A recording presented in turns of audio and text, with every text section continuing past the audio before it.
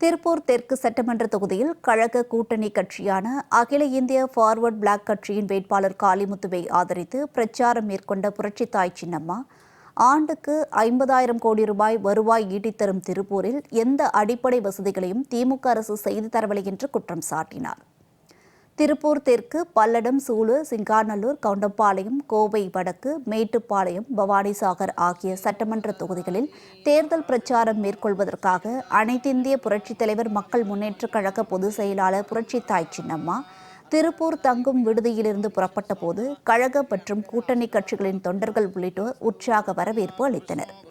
திருப்பூர் மாவட்டம் அவிநாசி அருகே சேவூர் அருள்மிகு அறம் வளர்த்த நாயகி உடனமரர் வாலீஸ்வரர் திருக்கோவில் சார்பில் புரட்சித்தாய் சின்னம்மாவிற்கு பூரண கும்ப மரியாதை அளிக்கப்பட்டு அருள் பிரசாதம் வழங்கப்பட்டது.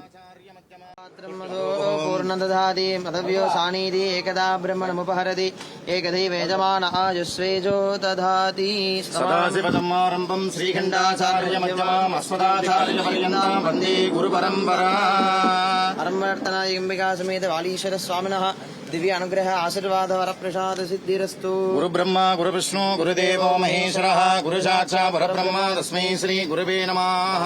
गुरवे सर्वलोकानां विषजे भवरोगिणां नदये सर्वविद्यानां श्रीदक्षिणामूर्तये नमः. सदाशिवसमारम्भं श्रीकण्ठाचार्यमध्यमाम् अस्मदाचार्यपर्यन्तां वन्दे गुरुपरम्पराम्.